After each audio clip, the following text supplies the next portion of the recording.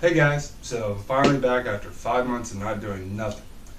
Can't lie to that. I have actually been doing the physical therapy right now because I've had surgery on my left knee and I moved, obviously, since I have new stuff around. Because I moved, really didn't have time to shoot videos, and then also with the surgery, I really didn't have energy enough to do it, but I'm doing it now, so thank God.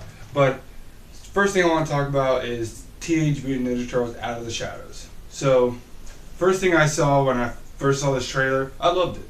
I love the trailer. The thing is, I think this movie is making me not want to watch trailers at the same time. Because, Crane, I guess, was like I want to say he's a reveal, spoiler alert from anyone that hasn't seen the movie. Because he was in the beginning. He was shown in the, first, I would say, roughly 10, 15 minutes, I would say he's shown. But, still, it would have been cool to not have known that Crane was in the movie and just stuck to Shredder, Bebop, and Rocksteady. Now, on that note, I'll start off with Shredder first. Shredder, they recasted him, thank God. And I don't know the actor's name, but I've seen him in a bunch of stuff like the Wolverine. He played DK in Tokyo Drift. So, I've seen him. He's a perfect Chinese dick, Asian dick. He's good.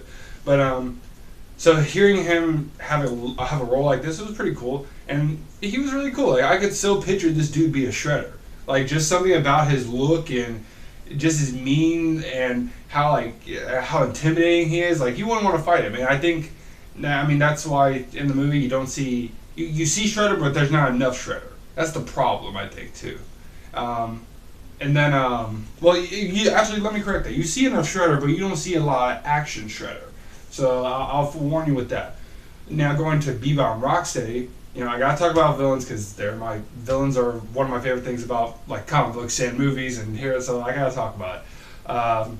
Bebop and Rocksteady are actually one of my favorite villains in cartoon history. So that was one of the things I grew up with, and I loved them so much. I remember I tried so hard as a kid to get the Bebop glasses, and I couldn't find them anywhere. I got just so jealous as a kid across the street that had them. But so seeing them on the screen, especially Bebop played by Gary Anthony Williams, I love him in Boondocks. I love him in Boondocks. So when I heard he was gonna be Bebop, I knew that he was gonna bring that kind of that funny, that funny style that he does when he's on Boondocks and stuff and he's talking. He's been on other movies and stuff and he's funny as hell. So I was really excited for him. Sheamus, I watched WWE before it started to get stupid. I'm sorry. And so I gotta give credit to Sheamus. He was funny. Him and Gary had the best bromance feeling in the world. You could so tell you want to hang out with these guys even though they're bad guys. Stephen Amell as Casey Jones. I wasn't looking at Arrow. I was looking at Stephen Amell, the actor himself. He's a good actor. He knows. He knows his acting style, and when he's trying to be serious and yelling or someone, he's really popular for Arrow. So a lot of people are just gonna look at that oh, he acts like just how he acted in Arrow. Well, okay, well that he needs to go out there and explore and get his other movies on and stuff. So I actually really liked him as Casey Jones in this one. This was an origin story for him, definitely, because this wasn't the Casey Jones that we saw before. He was actually trying to be a detective, which I thought was kind of funny. So it's pretty much saying, oh, this is pretty much Oliver Queen if he didn't want to become a superhero. He just wants to become a cop or something. But he's fighting metahumans. And the Turtles did fine. I like how they started the movie and ended the movie. There's more Turtles, thank God for that. Less Megan Fox, even though Megan Fox, okay, I'm not even going to say she's a bad actress. She's a good actress. And she knows what type of acting method she does, definitely. But I like how they didn't use her that much in the movie, because in the first one, when there's a movie like that, and then it's oh, we cast Megan Fox, oh, guess what, we're not even going to show you half of the Turtles. We're just going to show you the human side of the stories. Which is cool, but you really want to see Turtles. That's like seeing a Power Rangers movie and you never get to see their suits. Yeah.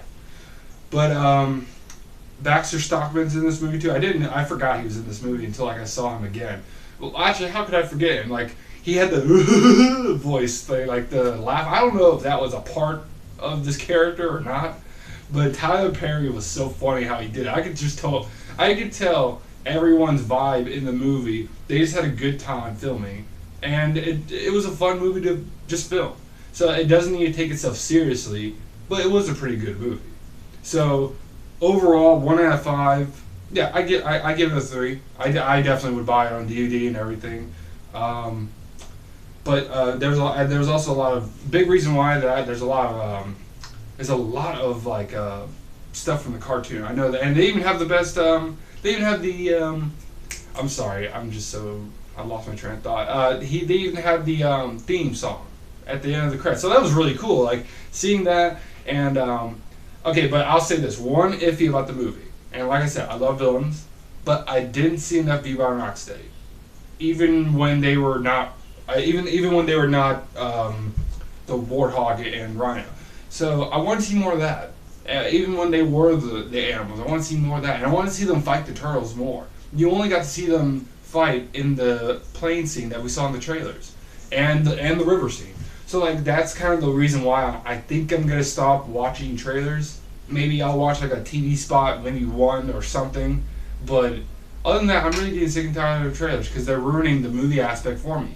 I always say, like, I want to make movies one day, and as you see, I'm working on my own scripts and stuff, and I kind of want to have the idea of making trailers for movies that kind of, I mean, yeah, you don't have to have that in the movie. Like, you don't have to have this trailer stuff in the movie to show the ruining. But other than that, thanks guys for watching. I'll post another video soon, and have a nice day.